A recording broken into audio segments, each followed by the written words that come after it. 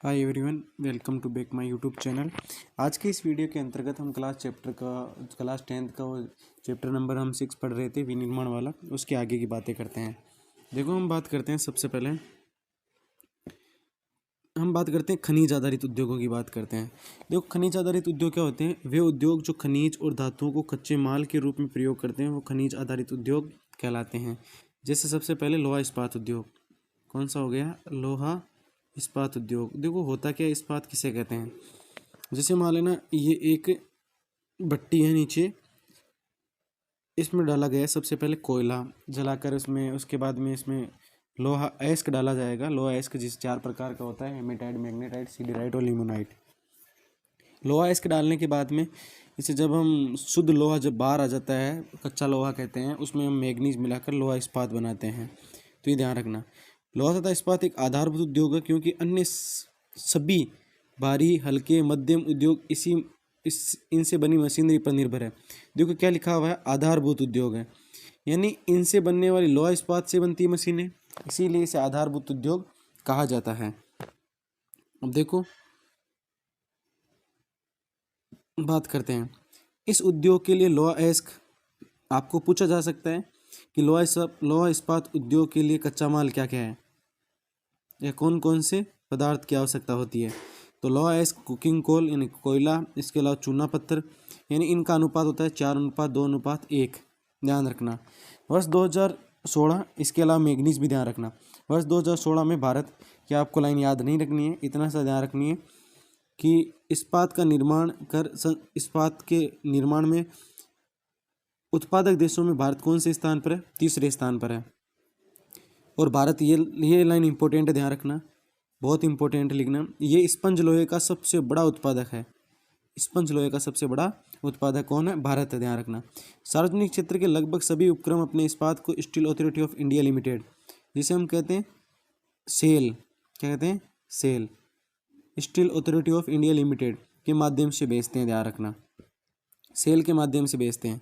भारत के छोटानागपुर के पठारी क्षेत्र में अधिकांशतः लोहा इस्पात उद्योग संकेंद्रित है, क्योंकि वहाँ पर कच्चा माल आसानी से उपलब्ध हो जाता है। छोटानागपुर पठारी क्षेत्र लोहा और इस्पात उद्योग की अधिकतम सांद्रता होने के प्रमुख कारण कौन कौन से हैं, तो उसके बारे में हम बात करते हैं। तो पहली बात तो आप ये याद रखना कि वहाँ पर होने की वजह क्या है, वो मैं बता देता हूँ आपको। देखो, इस क्षेत्र में कारण क्या है? पहला कारण है कि लोहा अयस्क की कम लागत है, यानी वहाँ पर आसानी से मिल जाता है। नज़दीक में उस श्रेणी के कच्चे माल की उपलब्धता है, कोयला वहाँ पर मिल जाता है, मैग्नीज मिल जाता है। सस्ते श्रमिक का जनजातीय क्षेत्र है, तो इसलिए सस्ते श्रमिक भी वहाँ पर मिल जाते हैं। और घरेलू बाजार में विशाल विकास क्षमता, ध्यान रखना। अगला है, भारत में लोहा इस्पात उद्योग पूर्ण विकास न होने के कारण कौन कौन से हैं? तो कुकिंग कोयले की उच्च लागत व सीमित उपलब्धता हमारे पास है नहीं है। श्रम की कम उत्पादकता, ऊर्जा की अनियमित आपूर्ति, इसके अलावा कमजोर बुनियादी ढांचा है, ध्यान रखना।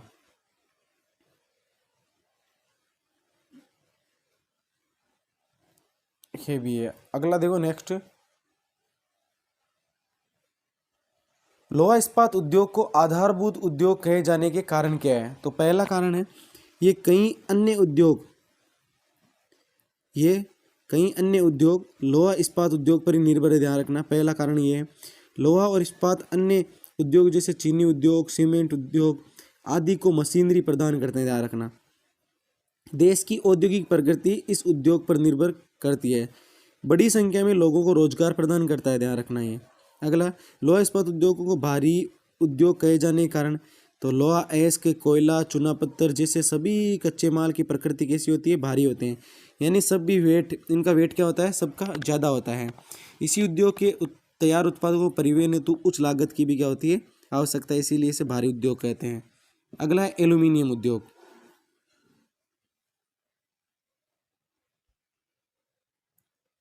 ध्यान रखना, एल्यूमिनियम परगलन, या इसके बारे में ध्यान रखना। एल्यूमिनियम उद्योग जो बॉक्साइट से निर्मित होता है, ध्यान रखना, कच्चा माल प्रमुख बॉक्साइट होता है। देखो, भारत में एल्यूमिनियम परगलन दूसरा सर्वाधिक महत्वपूर्ण धातु शोधन उद्योग है। ये हल्का, जंग अवरोधी, ऊष्मा का सुचालक, लचीला तथा अन्य धातुओं के मिश्रण से अधिक कठोर बनाया जा सकता है। भारत में एल्यूमिनियम परगलन संयंत्र उड़ीसा, पश्चिम बंगाल, केरल, उत्तर प्रदेश, छत्तीसगढ़, महाराष्ट्र, तमिलनाडु राज्य में स्थित है।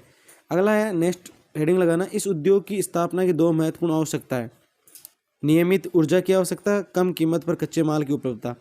ध्यान रखना, जब कभी आवश्यकता पूछे तो ये नाम याद रख लेना, कच्चे माल की, कच्चे माल की उपलब्धता होनी चाहिए, नज़दीक में ऊर्जा की आवश्यकता होनी चाहिए, इसके साथ साथ में श्रमिक भी होने चाहिए। अगला उद्योग रसायन उद्योग, कौन सा है? रसायन उद्योग के बारे में बातचीत करते हैं। देखो, रसायन उद्योग, भारत की जीडीपी में रसायन उद्योग की भागीदारी 3% है। ध्यान रखना, ये उद्योग एशिया में तीसरा सबसे बड़ा और विश्व में आकार की दृष्टि से 12वें स्थान पर। ध्यान रखना, रसायन उद्योग के बारे में ध्यान रखना, डिटेल्स है। 3% जीडीपी में योगदान, 12वें स्थान पर विश्व में, और एशिया का तीसरा सबसे बड़ा है। ध्यान रखना, भारत में कार्बनिक और अकार्बनिक दोनों प्रकार के रसायनों का उत्पादन होता है। सबसे पहले कार्बनिक रसायन।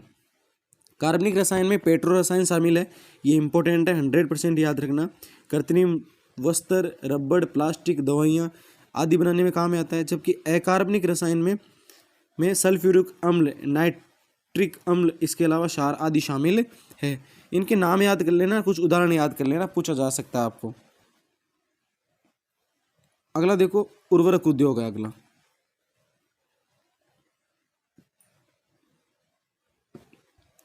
उर्वरक उद्योग की बात करें, उर्वरक उद्योग नाइट्रोजन उर्वरक, मुख्यतः यूरिया, फास्फेटिक उर्वरक, अमोनियम फास्फेट मिश्रित उर्वरक के इर्द गिर्द केंद्रित होता है। हमारे देश में पोटेशियम यौगिक के भंडार नहीं है, इसीलिए हम पोटाश का क्या करते हैं, आयात करते हैं। हरित क्रांति के बाद इस उद्योग में विस्तार की देश के कई भागों में। कारण क्या होता है कि हरित क्रांति में आपको पता है, जब गेहूं और चावल की कृषि हो रही थी तो उस समय हमें ना उर्वरक की आवश्यकता ज़्यादा पड़ी, क्योंकि उत्पादन हमें अधिक करना पड़ा था भारत को आत्मनिर्भर बनाने के लिए कृषि सेक्टर में। तो इसके लिए हमें क्या चाहिए था, ज़्यादा से ज़्यादा उर्वरक चाहिए थे, खाद चाहिए थे, कहने का मतलब ये है। तो इसीलिए ये वर्तमान समय में फला फूला है, ये ध्यान रखना, उर्वरक उद्योग। अगला है सीमेंट उद्योग। तो आपको मैं अभी भी लिख देता हूँ, सीमेंट उद्योग में जो प्रश्न आएगा, सीमेंट उद्योग में कौन कौन से कच्चा माल प्रयुक्त होता है, ये प्रश्न पूछा जा सकता है। चूना पत्थर, जिप्सम, कोयला, ये मुख्यतः इसके क्या है, कच्चे माल। ध्यान रखना, तो सीमेंट उद्योग के बारे में पहली लाइन, इस उद्योग को भारी स्थूल कच्चे माल जैसे चूना पत्थर, सिलिका, जिप्सम की आवश्यकता होती है। इसके अलावा इसे रेल परिवहन, कोयला और विद्युत की आवश्यकता होती है। इसका उपयोग निर्माण कार्य में किया जाता है। इस उद्योग की इकाइयां गुजरात में लगाई गई, क्योंकि यहाँ से खाड़ी देशों में व्यापार की उपलब्धता है। तो सबसे ज़्यादा देखो सीमेंट होती कहाँ है, सबसे ज़्यादा सीमेंट होती है राजस्थान में। इसके अलावा कहाँ होती है, आंध्र प्रदेश में, राजस्थान और आंध्र प्रदेश में।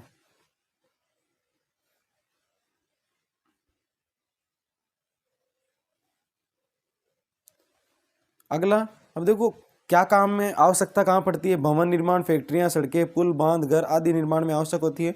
आप सबको पता है, ध्यान रखना, हमारी सीमेंट उद्योग उत्तम गुणवत्ता वाले सीमेंट का उत्पादन करता है। अफ्रीकी देशों में इसकी मांग है। याद क्या रखना है, सीमेंट उद्योग भारत में प्रमुख है, गुजरात में इसके कारखाने, राजस्थान और आंध्र प्रदेश में। कच्चा माल याद रखना, सिलिका याद रखना, जिप्सम याद रखना, इसके अलावा चूना पत्थर याद रखना और कोयले, ये याद रखना। अगला है मोटर गाड़ी उद्योग। देखो आपको याद रखना है, मोटर गाड़ी उद्योग भारत में कौन कौन से क्षेत्र में है, तो इसका याद रखना, ये उद्योग दिल्ली, गुड़गांव, मुंबई, पुणे, चेन्नई आदि शहरों के आसपास स्थापित है। ध्यान रखना। अब मोटर गाड़ी क्या काम में आती है, आपको पता है, यात्रियों और सामान के तीव्र परिवहन के साधन है।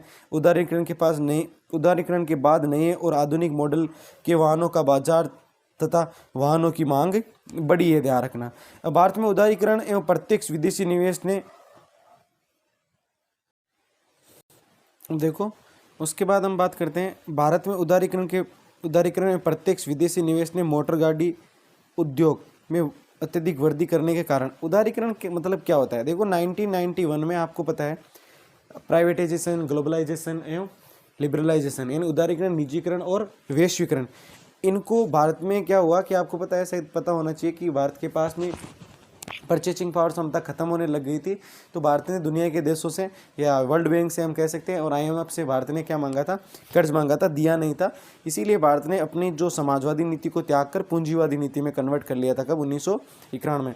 उदारीकरण का मतलब होता है कि नियमों में सरलीकरण करना, कानून कम करना, वही उदारीकरण है। ध्यान रखना। अब बात करते हैं इसकी। देखो तो हुआ क्या था, क्या वजह थी, देखो भारत में उदारीकरण और प्रत्यक्ष विदेशी निवेश ने मोटर गाड़ी उद्योग में अत्यधिक वृद्धि करने के कारण, देखो इसमें देखना आप,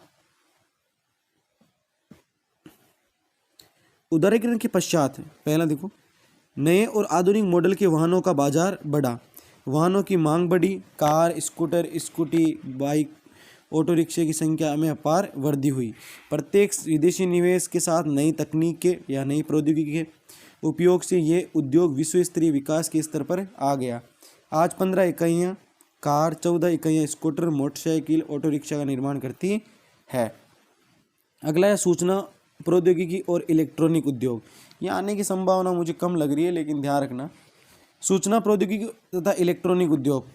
इलेक्ट्रॉनिक उद्योगों के अंतर्गत आने वाले उत्पादों में ट्रांजिस्टर से लेकर television, telephone, exchange, radar, computer और दूरसंचार उद्योग के लिए उपयोगी अनेक उपकरण तक बनाए जाते हैं। यानी टीवी के उपकरण, इसके अलावा दूरसंचार के बहुत सारे रेडियो हो गए हैं ये इनके। भारत की ये मोस्ट इम्पोर्टेंट लाइन है, ये यहाँ से 1 नंबर का क्वेश्चन आने की संभावना है, ध्यान रखना। भारत की इलेक्ट्रॉनिक राजधानी के रूप से बेंगलुरु का विकास हुआ। अगर आपको पूछे भारत की इलेक्ट्रॉनिक राजधानी कौन सी है तो बेंगलुरु है। भारत में सूचना तथा प्रौद्योगिकी उद्योग को सफल होने के कारण हार्डवेयर और सॉफ्टवेयर का निरंतर क्या हुआ है, यहाँ पर विकास हुआ है, ध्यान रखना। नेक्स्ट टॉपिक है भारत में आईटी यानी इंफॉर्मेशन टेक्नोलॉजी, सूचना प्रौद्योगिकी उद्योग का आर्थिक विकास में योगदान। तो पहला देखो, आर्थिक विकास में योगदान कैसे है, ये रोजगार उपलब्ध कराता है, विदेशी मुद्रा अर्जित करवाता है, कार्यरत महिलाओं की संख्या में वृद्धि हुई है, हार्डवेयर और सॉफ्टवेयर का निरंतर विकास हुआ है, सॉफ्टवेयर प्रौद्योगिकी पार्क विशेषज्ञों को एकल विंडो सेवा और उच्च आंकड़े संचार सुविधा प्रदान करते हैं। अब देखो इस चैप्टर का जो मोस्ट इम्पोर्टेंट एक और पार्ट है वो है प्रदूषण।